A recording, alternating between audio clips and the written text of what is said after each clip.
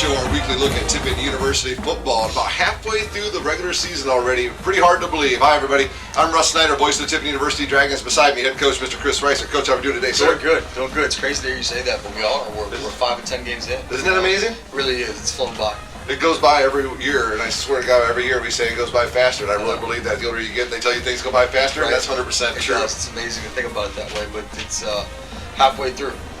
Always great to get a big win on homecoming weekend, right? A lot of things were going on. A lot of people in the stands. Homecoming brought a big crowd for your kids. I'm sure they were excited to put on a show for the folks from homecoming. No doubt. No, anytime we can pack the stands at Frost Cow now and get a lot of people there to watch our guys play, I think it gives you an extra little bit of energy and gives you that shot in the arm sometimes that you need. And so it was really good to have the fans out there supporting us in a big way. Yeah, we had the Hall of Fame banquet early on in the morning. I'm not quite as prepared as I would like to be because I've been staring at a computer screen editing the video before I came over here today. But it's always great to see the Dragons come out, and the Dragons put on a show for the home fans as well, putting up a ton of points, 52 points on the scoreboard. Let's run through some of the scoring plays, Coach, and maybe you can fill in the gaps of some of the big plays as we work our way through it. The Dragons had to answer. Well, first of all, credit Gary. I mean, that offense is pretty good. Their quarterback Gardner came out and throwing the ball around. They came out and threw some punches at you guys right early in the game. You guys had to respond to. They did. No, they're a really dynamic offense, and they did a great job, I thought, really coming out and being prepared and being ready to roll. And we kind of knew we'd have to. We had to earn every bit of it, you know.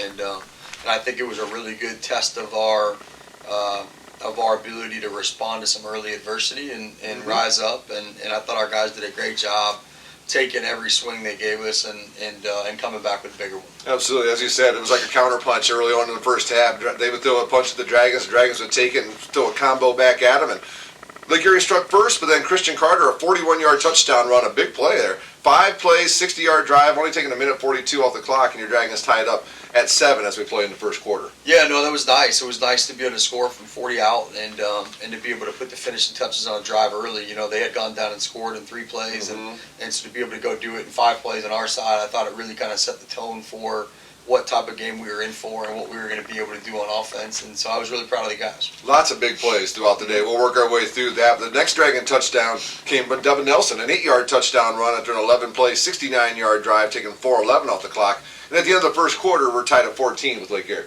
Yeah, no, first time for Dev. You know, he's starting to get back healthy again, and it had a really good beginning of the season, and now he's starting to really kind of get back to where he was week 1 and week 2, and proud of the way that he's progressed. And so that was a culmination of I think a lot of prep leading up into the game and feeling really good. And so he ran well, I thought, all day on Saturday. Well, the Dragons tied 14 and going into the second quarter, and Darius Penix, who is now leading the GMAC in yards per game after this past week, gets in from 2 yards out, a 7-play, 73-yard drive, taking 2:54 off the clock, and your Dragons got your first lead of the afternoon now at 21-14. Yeah, no, he's run well all year. You know, I think our offensive line's done a great job, paving the way for him, and Darius has been able to do a lot of the hard work too. And anytime that you can get a chance to not only run for a lot of yards, but get in the end zone, it makes it a little bit more special, and so it's happy for him to do that, and that puts you up 21-14, and allows us, I think, offensively to just continue to click and do those things. You mentioned Darius, he'll be the grinded out guy if you need him to. He's broke off some big, huge long runs as well, and he's kind of been willing to do the dirty work if you need him to, or if you need him to go out and catch a swing pass, or take the ball in an unconventional way. He's totally willing to do that for you. And he's a dynamic blocker too. He's a great pass protector. He's a great lead blocker in some of our outside stuff, and he's just a selfless player. Whatever you ask him to do, he's going to do it to the best of his abilities, and not going to ask why. And that's why our guys wrote him captain at the beginning of the season. He's a guy that loves Tiffin and really stands for our program. Can't have enough selfless players. No. Can't have enough of those guys. They're fun to coach, I know that. So again, Lake Erie comes back and ties the game up at 21. And then the Dragons score 3 touchdowns in a matter of 2 minutes and 14 seconds without the offense being on the field. Anthony Lowe got 2 of them. We'll start off first with the 85-yard kickoff return. And boy, once he got that sideline, you could tell there was not anybody had an angle to get to him. Yeah, no, he's a special player. We talked about him last week. I mean, he's a guy that I think has a feel for the moment, and knows when it's time and when he can take over a game. And I thought, Saturday was another example of that. He goes, takes a kick return back to the house, then a punt return, which now you're going to talk about a little bit, and And so I thought it was really, you're 21-21, and then he does that, and you get a defensive one, and it really blew the game wide open. And Anthony was kind of the catalyst, I think, that sparked a little bit of that ignition to get things rolling and kind of sway the game back in our favor. Well, and then as you mentioned, the prep work, on Devin Nelson earlier, some work in the week and him getting healthy, getting ready. Some of the prep work on the defensive side had to be what led into Jermaine Wimpy. He read that play right off the get-go on that INT. He read that play, jumped the route, got the pass, and nobody's going to catch him on the way to the end zone. That was a phenomenal play. No, he made a phenomenal play, and again, like Anthony, he's had a dynamic year, and a guy, at a nickel spot that doesn't always show up in the box score, but, a lot of times you're asking him to cover the best slot, you're asking him to cover one of the best receivers, and also be in the run fit and be a blitzer, and so it was cool. He had a big interception in return against Walsh in week 1, and for him to be able to do the same thing, but take it to the house, it made it sweeter this week. Well, him and Chucky Lewis have been your big play guys in the defensive backfield for you all year long on the defensive side of the football. So the Dragons, and as Coach said, Anthony Lowe, a 91-yard punt return, and you get the 3 touchdowns in 2 minutes and 14 seconds. And when you look back at it after the fact, you think, well, if we're going to do that, we better sure as heck win this football game, right? You can't not win a game after that. So the Dragons take a big lead into the half, and then in the second half, Anthony Lowe gets in the end zone on a touchdown run, 3-yard touchdown run, 11 plays, 60 yards, 3:31 at the clock, and the Dragons' biggest lead now at 49-21. In the recruiting process, you talked to Anthony. Was there ever a time where you said, we'll get you 3 touchdowns, but none of them will be as a receiver to a wide receiver? Yeah. No, I think that's a tribute to how versatile he is. Right. A kick return, a punt return, and a rush, and also I think he had 11 catches for 11 for I got it right back here. I think 11 for like 115. I think he had in the game. Yeah, and so I think it's important, when you have dynamic guys. 139. Excuse me. 139. I think when you have dynamic guys, to be able to move them around a lot of different places to show off the versatility of the skill set, and it's fun when you have a guy like that can handle the athletic component of it, but also the mental component to move all these different places and have the feel and the savvy to be able to do those things. And Anthony is without a doubt one of those guys. Every team seems like they, a team will build one of those into them, or those guys just come naturally. But every team has those guys. It seems like when they get a chance to do something, everybody on the sideline starts to take notice and make sure we got to watch this guy. And he helped you tremendously, build the big lead. And Nick Basil caps it off, the final scoring for you, a 26-yard field goal after an 11-play, 58-yard drive. Taking 5:19 off the clock, he makes it from 26. Lake Erie scores a late touchdown, and your final score on Saturday, Coach, in the homecoming game, 52-27 victory. Undefeated in conference now, and sitting alone at 3-0 on top of the conference. As you move into really, our first tough road game of the year was, the game at Walsh when we had to open up the season in conference, and then we had a road game, out of conference. But now you're going to Hillsdale, which is, never an easy place to go. They lost last week to Kentucky Wesleyan on the road, but we've known time and time again, you can't go to Hillsdale and just go up there and show up and expect to win, even if they're having a down year. They're like us now. Even if we're having a down year, we're still going to have a pretty darn good football team. So going up to Hillsdale this Saturday is not going to be any easy task for your kids, especially when they're coming out looking at wounds from last week. Yeah, no doubt. No, I think it's a proud program. It's a really, really well-coached program. It's a program that offensively has some really dynamic kids. The running backs playing really well. They've got a wide receiver that's put up huge numbers. Leading the conference and one of the top guys in the country, and in a veteran quarterback. And so some really good things on offense. Then defensively, they're always so sound and well coached and play with such effort. And they're starting to get some really high level production out of a lot of those guys too. And so it's a great test for our football team, and another opportunity for us to go on the road, and it'll be their homecoming, and so there'll be a great energy there in their turn, their side, and so the ability to be able to kind of move with the ebbs and the flows of that game and find a way to go 1-0. There's a really cool challenge that we're all looking forward to. It's not too far away either, so and it's only a couple-hour drive, so there's no reason any of our fans should make that trek up there to Hillsdale. Pretty easy drive.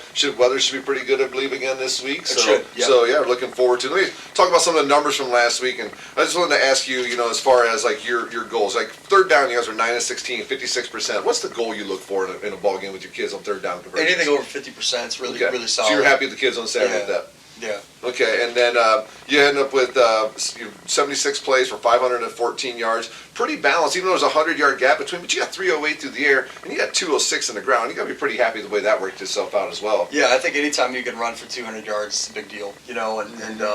really for us, when you look at statistically speaking, that's a solid barometer where you run for 200. You did some really good things running the football, and I thought Christian did a great job in the pass game, as did our wideouts and our protection, and being able to generate a 300-yard game was good, and it was fun to have. You said the word protection. That's where I was going next, Coach. I mentioned in the broadcast, your offensive line was giving Christian some great pockets. Talk a little bit about the work that they put in so they could have a overall really good game on Saturday. Yeah, without a doubt. No, I think Tyler Johns, our offensive coordinator, our line coach, has done a great job with those guys, and they've really responded. I think really all year they've done a solid job of protection, whether it was handling a movement or handling blitz or whatever it may be, or winning a one-on-one. And we're really proud of the way that they've developed from last year to this year, and I think that that's gone a long way towards giving us some comfort. And really Saturday, what you saw was a really, really clean pocket most of the day, and no reason why we weren't able to throw the football effectively, and a big part of it was that.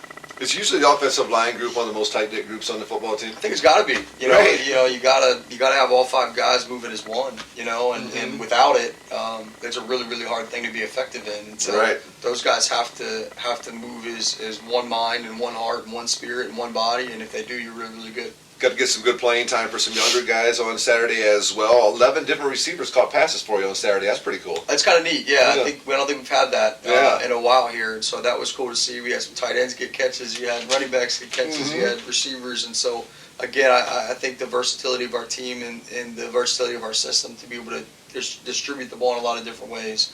It was cool to be able to showcase that. Defensively, Charlie Cleveland had a sack, 7 tackles. Patrick Tuame from the secondary, 7 tackles as well. Sir Zion Dance tipped him with 6, and Marshawn Mankins had a sack on the defensive side as well. So some of the other teams had some big games, but I'm sure there's some other guys that played really, really well as you looked at the film after Saturday. No doubt. No, it was good to see Charlie get a sack and with tackles that he had, and he was due for a breakout game, and so seeing that for him was really exciting. Patrick's been steady Eddie all year. Yep. He had a couple big hits. He did at our strong safety spot. And the one thing you say about Pat is that he's not timid. No. And so that's true. He's going to stick his face in there and give you everything he's got. And again, that's why he got voted captain. He's a team guy that produces and so you saw that all day on Saturday, and I think you'll continue to see it throughout the rest of the year. We mentioned Hillsdale earlier. The Dragons this weekend going up to face Hillsdale, 4 o'clock start on Saturday afternoon. Really, their strength of their team is, you would probably say, it's the running game, but then their quarterback has the least amount of attempts in the conference. But then they have a wide receiver who's averaging 131 yards a game. So explain that to me.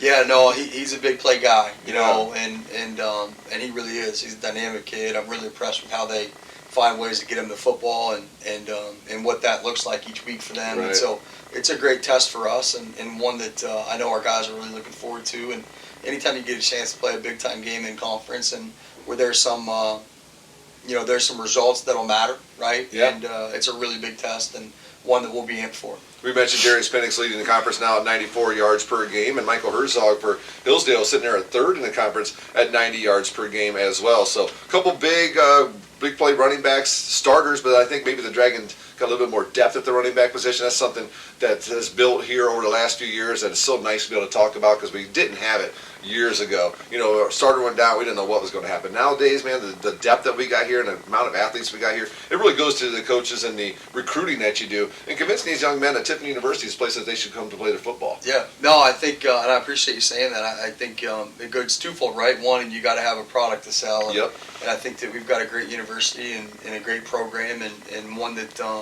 that's got a really sort of strong, sustainable culture, and I think our guys are really drawn to that. And so it's been neat to be able to go out and win some recruiting battles, and it's been fun to be able to sell all the cool things that we're doing here, and whether it's the new turf field or the new academic programs or the new ways that we're going to be able to support our student athletes on and off the field. I think there's so many good things that are coming down the pipe in Tiffin, and so many people want to jump in and be a part of it. And, we're proud of that. Did you get a chance to catch up with any of the alumni on Saturday? I did. Yeah, no, I did, and it was fun to. We had a golf outing on Friday. Got to see a bunch of them there, and had the Hall of Fame luncheon, and saw some of them there, and then saw a bunch of my former players, that I just graduated that are back, and it was great to see them. They came in. Nick Watson came in before the game, and got to see him and give him a hug, and it's just fun to see those guys. You miss them; they're such a big part of your life, and they move on, and you text them and you check up on them, but it's different when they're back and you get a chance to catch up. Yeah, we mentioned how fast it goes. It probably goes so much faster for them when they look back at their 4 years. It was over in a heartbeat. Right. But This Saturday, the 3-0 in conference Tiffin University Dragons at Hillsdale, who's at 2-1. And as Coach said, it's their homecoming game. Should be a great atmosphere. Saturday, 4 o'clock, it'll be on the Great Midwest Digital Network. Hillsdale will have that video coverage. We'll have the radio for you at tudragonradio.com, as well as at Coast Country 100.9 on your FM dial. We hope to see a whole bunch of you Dragons on those visitor seats up there at Hillsdale. Coach, thank you so much for your time, man. Continue hard work, and we'll catch you on Saturday. Thanks, sir. All right, Go Dragons. He's Coach Cris Reisert. I'm Russ Snyder, and this has been your weekly look at Tiffin University football, the Coach Cris Reisert Show.